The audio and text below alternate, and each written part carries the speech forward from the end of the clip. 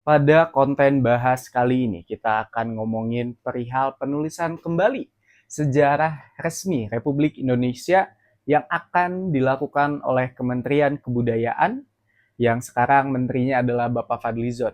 Dan salah satu sejarah yang akan dilakukan penulisan ulang adalah tragedi pemerkosaan massal terhadap kaum perempuan Tionghoa pada tahun 1998. Hal ini memunculkan ekspresi masyarakat yang kontra terhadap penulisan kembali tragedi 98, khususnya tragedi pemerkosaan massal terhadap perempuan kaum Tionghoa. Hal ini juga diperkuat oleh pernyataan Bapak Fadlizon yang menyatakan bahwa beliau meragukan adanya perihal pemerkosaan massal pada tahun 98.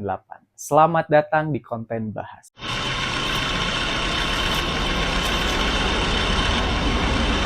Kalau kita ngomongin sejarah ya, teman-teman.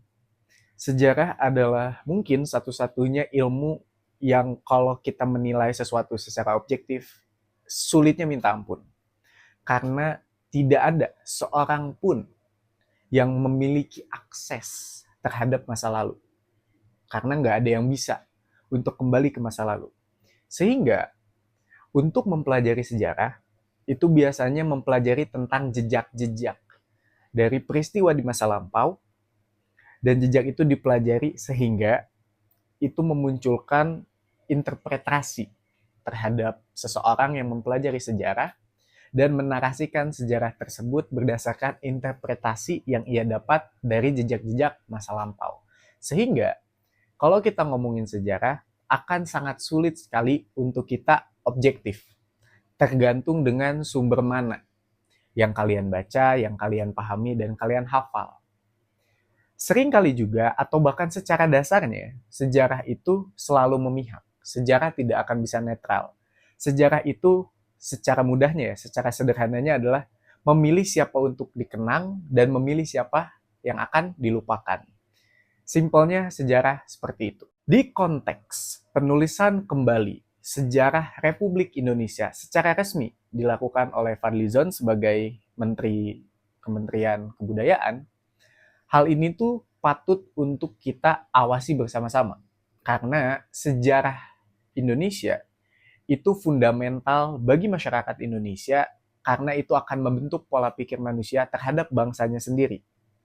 Dan semakin jujur sebuah sejarah, sebuah peristiwa dinarasikan, akan berujung baik juga terhadap perkembangan bangsa itu sendiri. Karena sejarah seringkali digunakan sebagai alat pembelajaran oleh pemerintah, oleh masyarakat, untuk dapat berkembang lebih jauh lagi dengan tidak mengulangi kesalahan di masa lampau. Makanya penulisan sejarah kembali oleh Bapak Fadlizon ini cukup bisa dikatakan mendapatkan perhatian yang cukup besar bagi masyarakat, terutama dari kaum akademisi. Kalau kita perkerucut lagi, karena kita kalau ngebahas 65 akan kepanjangan, kita akan berfokus kepada tahun 98 aja. Terutama dalam kasus pemerkosaan massal terhadap kaum perempuan Tionghoa. Tahun 98 adalah momen di mana krisis moneter terjadi dan krisis kepercayaan terhadap Soeharto terjadi. Jadi ada dua krisis yang bersamaan pada satu waktu. Sehingga kondisi negara Indonesia kacau lah. Krisis moneter terjadi, masyarakat menjarah. Krisis kepercayaan Soeharto juga menyebabkan banyak hal yang terjadi di era 98. Penculikan aktivis, pembunuhan aktivis, banyak sekali terjadi. Munir, banyaklah. Nah, ditambah juga krisis moneter ini, masyarakat Indonesia atau mayoritas masyarakat Indonesia itu menyalahkan kaum Tionghoa sebagai penyebab krisis tahun 98 dikarenakan dari sumber yang gue baca, banyak sekali bank-bank yang berasal dari Tionghoa yang gagal memenuhi kewajibannya untuk melikuidasikan atau mencairkan uang kepada nasabah-nasabahnya. Hal yang kayak gitu bikin masyarakat atau mayoritas masyarakat Indonesia sebelah atau muncul stigma bahwa penyebab krisis moneter tahun 98 adalah kaum-kaum Tionghoa. Makanya penjarahan terhadap tokoh-tokoh Tionghoa terjadi. Bahkan kalau kalian lihat Google Picture gitu ya, tahun 98 ada toko yang ditulis atau dipilok milik pribumi untuk menghindari jarahan tersebut. Semua orang pada ngejarah. Dan memang masalah hal itu terjadi. Dilanjut juga karena hal-hal stigma terhadap kaum Tionghoa itu sudah terbentuk di beberapa golongan masyarakat di Indonesia, terjadilah pemerkosaan pada tahun 98 terhadap perempuan yang kaumnya Tionghoa. Hal ini terjadi cukup masif, banyak sekali interpretasi terhadap pemerkosaan massal ini, ada yang bilang enggak, ada yang bilang terjadi. Gua setelah mempelajari permasalahan ini, gue sangat yakin bahwa memang pemerkosaan massal pada tahun 98 terhadap perempuan kaum Tionghoa itu beneran terjadi. Bukan hanya karena opini yang beredar, tapi karena ada data yang diberikan oleh Pak B.J. Habibie pada 23 Juni 1998 yang melalui organisasi atau tim Gabungan Pencari Fakta. Data tersebut memuat tentang kekerasan apa saja yang dialami oleh kaum perempuan Tionghoa melalui investigasi tim Gabungan Pencari Fakta. Total ada 85 orang perempuan kaum Tionghoa yang mengalami pemerkosaan, pelecehan seksual, bahkan sampai kekerasan seksual. Hal-hal yang kayak gini juga didukung dengan Pak B.J. Habibie secara langsung di sidang parlemen. DPR mengatakan bahwa memang pemerkosaan tahun 98 itu beneran terjadi. Dilanjut dengan ada wawancara yang diupload oleh salah satu jurnalis tahun 98 bernama Gina Snur, kalau nggak salah, nanti gue cantumin. Dia ngupload salah satu percakapan beliau di saat beliau memiliki kesempatan untuk berbincang langsung dengan Eyang B.J. Habibie. Beliau menanyakan bahwa, Pak, apakah benar tahun 98 itu ada pemerkosaan 98 terhadap kaum Tionghoa? Pak B.J. Habibie bilang betul adanya dan ada datanya. Pak B.J. Habibie bilang kayak gitu. Dilanjut dengan jurnalisnya bilang kalau kenapa nggak diumbar atau kenapa nggak dikasih tahu siapa pelaku dari pemerkosa perempuan kaum Tionghoa ini. Pak B.J. Habibie bilang, wah bisa kacau negara ini kalau saya kasih tahu. Dilanjut dengan Pak Habibie bilang, itulah kenapa di saat kamu menjadi presiden, kamu akan terus dipanggil sebagai presiden. Karena informasi yang didapat Pak B.J. Habibie di saat menjadi presiden itu akan selalu menempel di otaknya. Tidak mungkin ingatan itu hilang. Sekali informasi sudah dilihat dan dibaca secara seksama, itu akan nempel di otak seorang presiden sehingga itu menjadi rahasia seorang presiden. Dan kenapa di saat kita atau di saat Presiden Pak B.J. Habibie ini ngasih tahu siapa pelakunya, itu akan mengacaukan kondisi negara, ya dikarenakan itu adalah bentuk pelanggaran HAM yang terjadi di Indonesia dan tidak ada tindakan tegas dari aparat. Itu tuh bikin gue nggak aneh terhadap hal-hal yang terjadi mengenai tahun 98 seperti aksi Kamisan. Gak dibongkar tuh oleh pemerintah. Meskipun memang tidak bermoral ya untuk tidak memberitahu siapa pelakunya, tapi ada sedikit di dalam diri gue yang somehow ngeliat perspektif itu. Hal yang kayak gini adalah hal yang sudah tercatat ditambah juga dengan Pak B.J. Habibie yang melakukan pidato yang menyatakan bahwa memang ada peristiwa pemerkosaan pada tahun 98 terhadap perempuan kaum Tionghoa. Data tersebut itu bisa kalian cari di Google, banyak sekali berita yang sudah mengungkap itu, Narasi, Tempo, IDN News, Detik, itu bisa kalian baca semua. Nah, hal yang kayak gini adalah yang bagi gue benar. Akan tetapi, Menteri Kebudayaan, Pak Fadlizon, merasa bahwa bukti yang diberikan oleh tim gabungan pencari fakta pada tahun 98 itu tidak konklusif. Beliau menyatakan bahwa bukti tersebut tidak memuat nama, lokasi, ya semacam seperti itu. Di situ adalah hal yang pertama bikin gue aneh.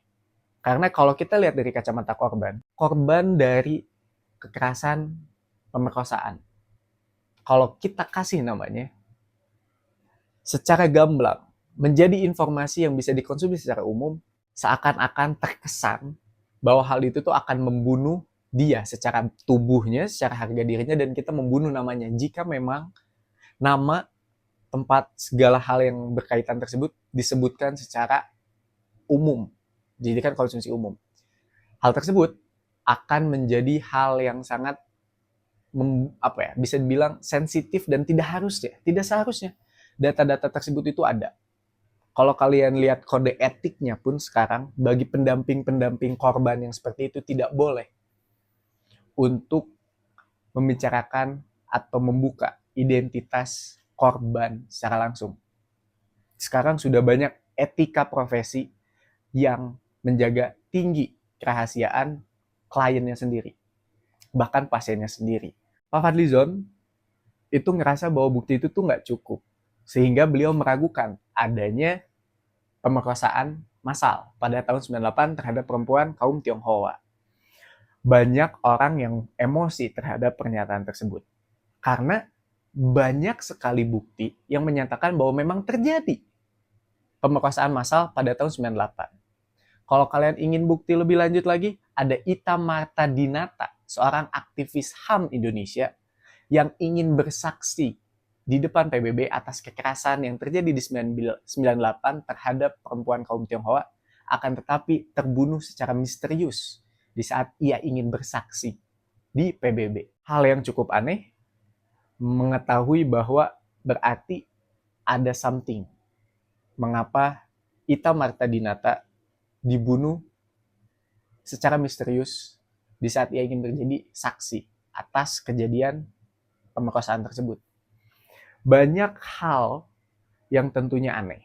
Dan kita juga harus tahu kalau Pak Fadlizon ini hanya sebagai wadah atau istilahnya sponsorin para sejarawan untuk menulis 10 jilid buku babon atau buku putih sejarah resmi Republik Indonesia.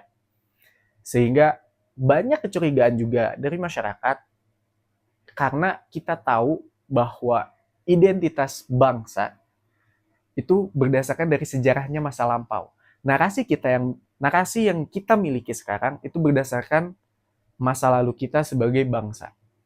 Sehingga akan sangat melekat bagi bangsa jika sejarah yang ditulis ini tidak sesuai dengan apa yang sebenarnya terjadi atau ditulisnya nggak jujur lah.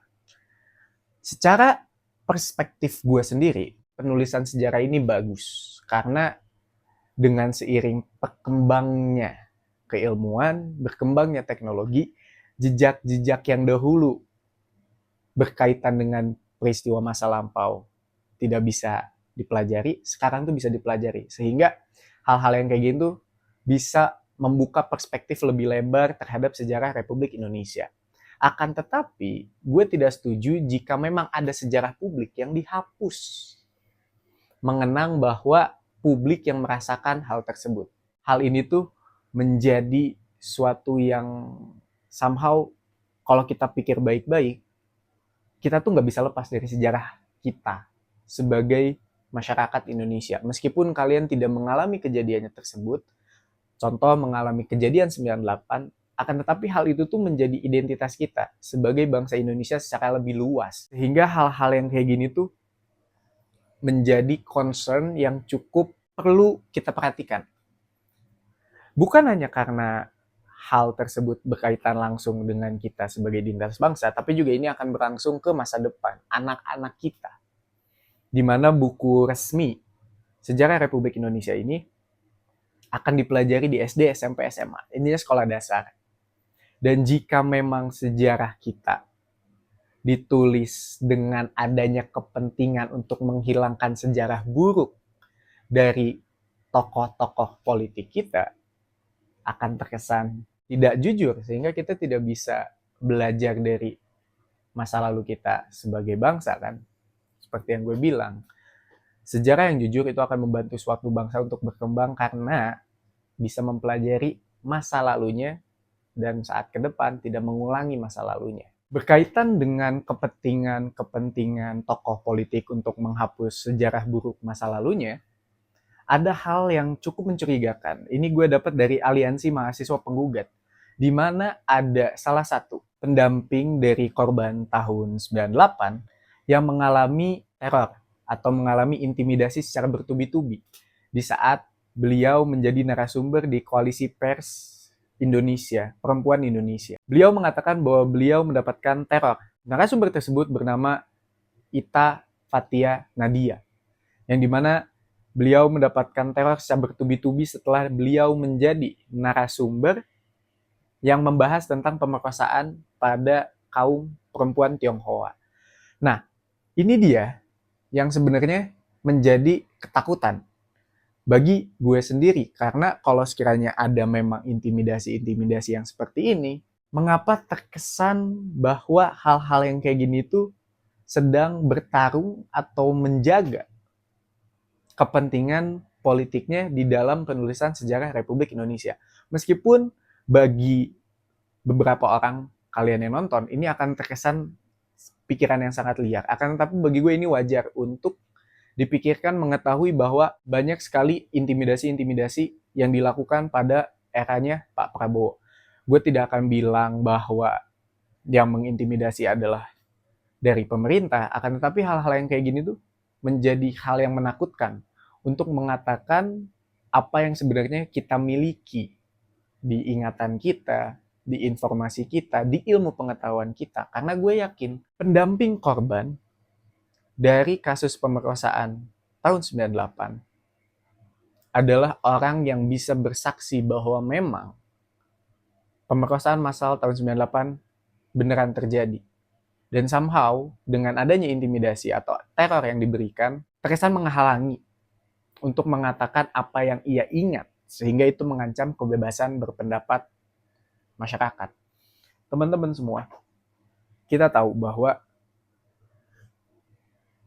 untuk bisa menyimpulkan pemerintahan Pak Prabowo ini bagus atau buruk, bagi gue sendiri ini masih terlalu pendek untuk kita bisa nilai seperti itu. Semua hal yang dilakukan oleh pemerintahan Pak Prabowo bisa dikatakan banyak sekali hal-hal yang cukup bikin gue takut ke depannya. Sehingga rasa optimisme yang harusnya muncul di pemerintahan yang baru terkesan hilang. Karena pertama, rasanya kayak nggak ganti, karena beliau dari 3 pasangan calon itu membawa keberlanjutan gitu kan. Dan dari kasus ini juga, gue jadi yakin bahwa hal-hal penulisan sejarah Republik Indonesia akan baik jika memang partisipasi publik untuk bisa bersaksi atau menjadi narasumber dalam penulisan sejarah itu penting sekali. Dan jangan sampai ada hal-hal yang menghalangi mereka untuk bisa mengatakan apa yang sebenarnya terjadi. Mungkin sekian aja konten yang bisa gue kasih ke teman-teman. Semoga bermanfaat. Terima kasih banyak yang udah nonton. Jika kalian memiliki komentar, opini, berpendapat, tulis aja di kolom komentar. Gue akan senang sekali untuk menjawabnya. Gue Rangga Susena and ciao.